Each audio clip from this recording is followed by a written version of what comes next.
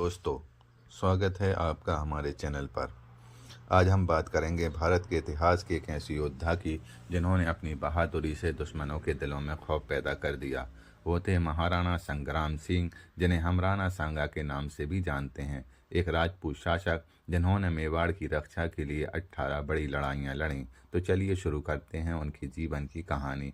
राणा सांगा का जन्म 12 अप्रैल 1482 को चित्तौड़ मेवाड़ में हुआ था। उनके पिता राणा रायमल और माता रानी रतन झाली, जो हलवाड़ की झाला राजकुमारी थीं, वो रायमल के तीसरे पुत्र थे। वे हिंदू धर्म के अनुयायी थे और बचपन से योद्धा बनने की ट्रेनिंग ली, लेकिन उनका जीवन आसान नहीं था। सिंहासन के लिए उनके भाइयों पृथ्वीराज और जगमल से भयंकर संघर्ष हुआ। 24 मई 1509 को भाइयों से लड़ाई के दौरान एक आंख गंवाने के बाद राणा सांगा मेवाड़ के सिंहासन पर बैठे। वो महाराणा बने और उनकी राजधानी चित्तौड़ थी। इस संघर्ष ने उन्हें और मजबूत बनाया और उन्होंने मेवाड़ को एक शक्तिशाली राज्य बनाने की ठान ली। राणा सांगा एक महान योद्धा थे। उन्होंने मालवा सल्तनत, गुजरात सल्तनत, दिल्ली सल्तनत, लोधी वंश और मुगलों के खिलाफ 18 बड़ी लड़ाइयाँ लड़ीं। उनके राज्य का विस्तार राजस्थान, मध्य प्रदेश, गुजरात, हरियाणा, सिंध और उत्तर प्रदेश तक फैला हुआ था।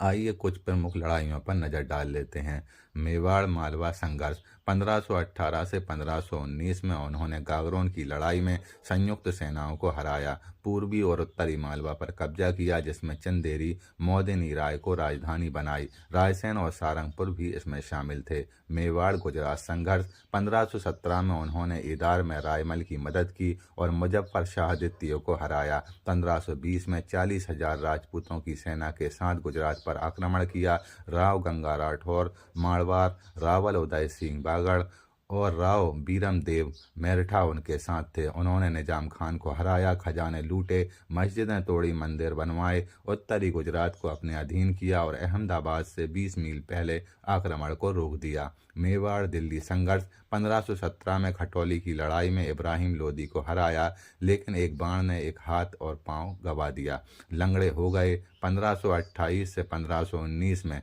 धौलपुर की लड़ाई में फिर लोदियों को पराजित किया, रणथंभौर पर कब्जा किया और आगरा के पास पीला खार तक प्रभाव बढ़ाया।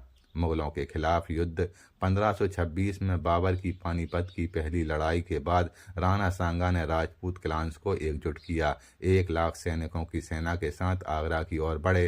फरवरी 1527 में बयाना की लड़ाई में मुगलों को हराया। ये उनकी आखिरी जीत थी, लेकिन 16 मार्च 1527 को खानवा की लड़ाई में बाबर की बारूदी तोपों के सामने हार गए। सांगा घायल हुए और बेहोश होकर मैदान से हटाए गए। सिलहड़ी ने विश्वासघात किया और पक्ष बदल लिया। उनका साम्राज्य अपने चरम पर 1521 में मांडू मालवा से लेकर बयाना और आगरा तक सिंधु नदी तक फैला हुआ था। उन्होंने मेवात के खानजादों को अधीन किया और हरियाणा पर अपना प्रभाव स्थापित किया। राणा सांगा सिर्फ तलवार से नहीं, कूटनीति से भी जीते। उन्होंने राजपूत क्लान्स को एकजुट किया, वैवाहिक संबंधों और गठबंधनों से।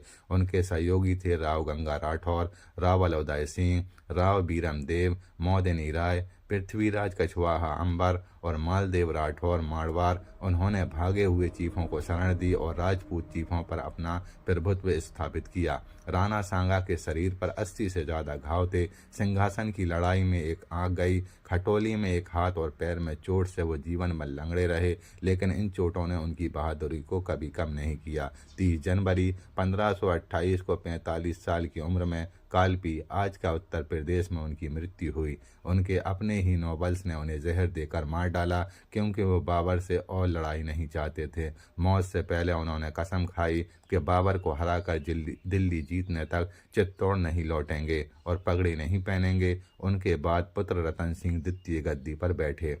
राणा सांगा को उनके समय का सबसे बड़ा शासक माना जाता है। बाबर ने उन्हें भारत का सबसे बड़ा शासक कहा और कृष्णदेव राय के साथ 2 सबसे बड़े गैर मुस्लिम राजाओं में गिना।